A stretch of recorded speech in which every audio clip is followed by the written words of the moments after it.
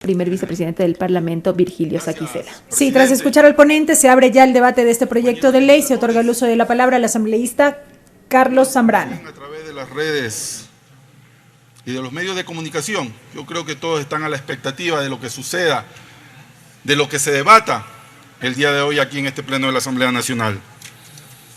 Esta ley económica urgente enviada por el Ejecutivo para una reactivación económica por los efectos de la pandemia.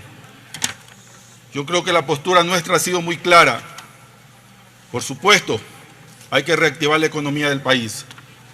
Por supuesto, tenemos que arrimar el hombro para sacar el país adelante. Pero no podemos permitir que se afecte a la mayoría del pueblo ecuatoriano con más impuestos. Eso no lo podemos permitir. Creemos que hay alternativas. Creemos que hay opciones para poderlo lograr.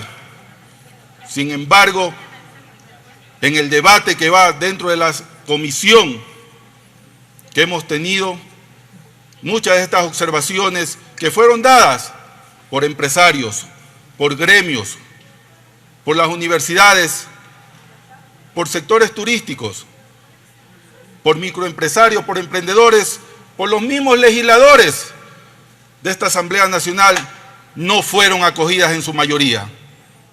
Y se aprueba un informe que creemos no va acorde en la realidad de lo que necesita el pueblo ecuatoriano. Hoy estamos debatiendo en este pleno legislativo un proyecto de ley económico urgente del que dependerá el futuro económico, productivo y fiscal del país. Hoy la Asamblea Nacional y específicamente nosotros como representantes de la voluntad soberana en las urnas debemos de actuar con sentido nacional, con ética, con verdad y con principios, dándole así una respuesta a la ciudadanía o al menos un aliento de esperanza. Como asambleístas estamos aquí no para negar ni para oponernos al proyecto de ley, sino para mejorar, para perfeccionarlo y eliminar toda posible inconstitucionalidad, contradicción o afección a los derechos del pueblo ecuatoriano. Es necesario cambiar estructural el proyecto de ley y me voy a referir a unos cuantos artículos que voy a presentar detalladamente en un informe de minoría para el segundo debate. Informe articulado para el proyecto de ley, el cual desde ya invito a aquellos asambleístas que no estén de acuerdo con este informe a sumarse. Es claro que Ecuador necesita una reforma fiscal, una reforma tributaria, pero no la que propone el gobierno.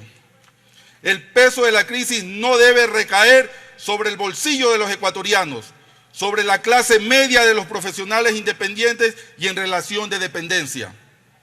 El peso de la crisis debe de caer sobre los grandes grupos económicos que evaden y eluden impuestos, perjudicando la sana competencia. Porque un grupo económico que se dedica a la misma actividad que otro paga menos del 3% de los ingresos gravables, como el impuesto a la renta, y el otro solo paga el 1.5%. Según la información del Servicio de Rentas Internas en el año 2019, 140 grupos económicos que tuvieron ingresos gravables por 32.000 millones de dólares apenas tributaron el 0.97% de los ingresos. ¿Por qué? Simplemente porque evaden y eluden responsabilidades. Hay otros 74 grupos económicos que por otra parte sí pagan impuestos, más del 3% de los ingresos gravables, y no sería justo cobrarles más impuestos vía contribución temporal al patrimonio. Por ello no podemos seguir exigiendo impuestos a los mismos de siempre, a los que sí lo pagan. Por eso es que creo que una contribución temporal al patrimonio no es justa. Terminará por quebrar el sector productivo que no ha terminado aún de reactivarse sobre la pandemia del COVID. Además, la contribución al patrimonio es dispar. para los ciudadanos desde $1 millón y para las empresas de los $5 millones. Una empresa que tiene un patrimonio de $4.999.000 paga 0 y una de 5 millones paga $40.000. Es decir, $40.000 por tener $1 más de patrimonio empresarial, totalmente antitécnico.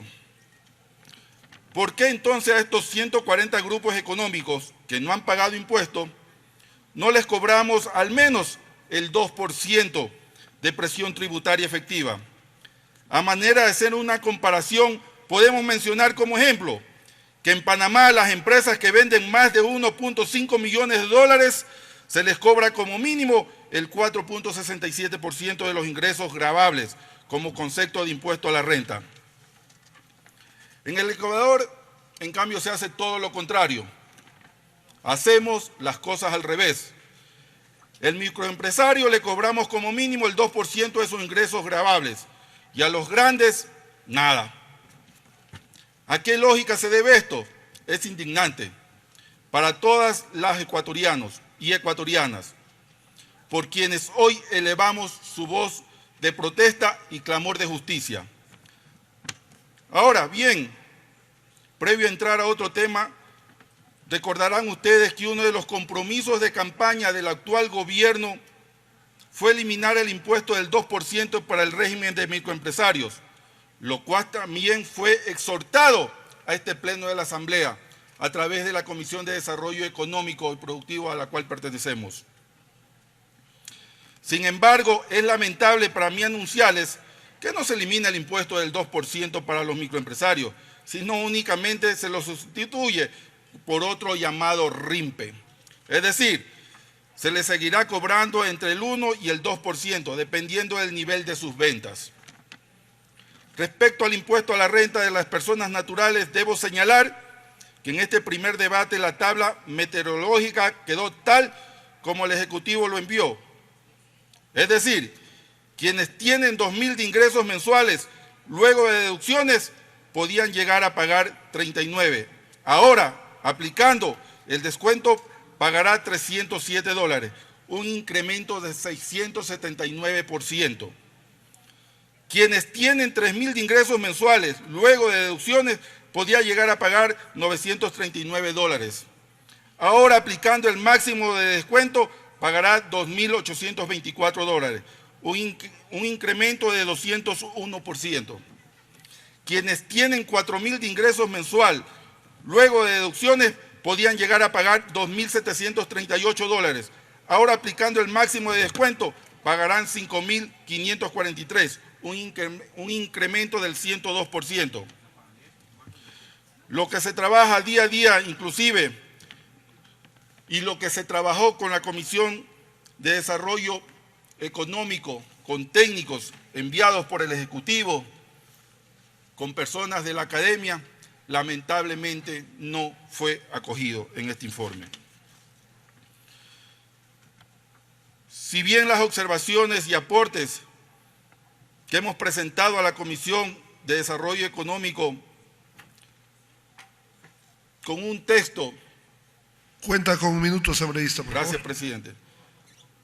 Sin justificar, no fueron acogidas. Razones como esta, pues me ven forzado, como lo dije, a anunciar para un segundo debate un informe de minoría, en el cual conste la no modificación en el impuesto a la renta para personas naturales. Se respetarán los gastos de las personas en educación, salud, vivienda, vestimenta, como gastos deducibles a la renta, así cobrando un porcentaje mayor en los últimos 3 rangos de ingreso. Es decir, quienes tienen ingresos gravables superiores a los $4.583 mensuales. Eliminación de las contribuciones temporales al patrimonio por ser desiguales entre ciudadanos y empresas, además de ser antitécnicas. Eliminación definitiva del antitécnico impuesto del 2% para los microempresarios. Se incorporará un esquema de tributación mínima para los grandes grupos económicos, que ellos sí paguen el 2% de ingresos gravables. Como recaudación, recaudaremos $1.131 millones en los próximos 4 años, no con más impuestos, pero sí con menos evasión y elusión. Se incorporará además un incentivo tributario para generación de nuevos empleos. Asimismo, se incorporará una disposición moratoria para la suspensión temporal de desahucio en materia de inquilinato e incremento de cánones de arrendamiento, toda vez que los efectos de las crisis tras la pandemia COVID-19 aún no ha podido ser superada, tal como lo define el proyecto de ley de reactivación económica. Eliminación al régimen para la regularización de activos en el exterior, que fácilmente podrían prestarse para el blanqueo de capitales. Señores legisladores, estamos hablando de una reactivación económica para el país. Sin embargo, le queremos poner más impuestos a quienes generan empleo. Queremos incentivos tributarios, no queremos cargas impositivas. Queremos verdaderamente apoyar a los empresarios y microemprendedores, no los castiguemos con el RIMPE. Queremos que nuestro país combata los paraísos fiscales o queremos ser un paraíso fiscal. Eso no queremos. Queremos combatir el monopolio. Mantengamos una tarifa diferenciada del ICE para el sector cervecero y licorero del país. Que preste el principio de equidad tributaria y considere la diferencia de costos de producción y peso de existencia entre los competidores del mercado. En nuestras manos está hacer justicia. El gobierno, por supuesto, quiere recaudar impuestos, pero que lo haga técnicamente. Los empresarios con quienes nos hemos reunido fueron muy claros. Queremos pagar impuestos, pero que sean justos con todos. Muchas gracias, presidente. Tiene la palabra la asambleísta Natalie Arias como punto de información.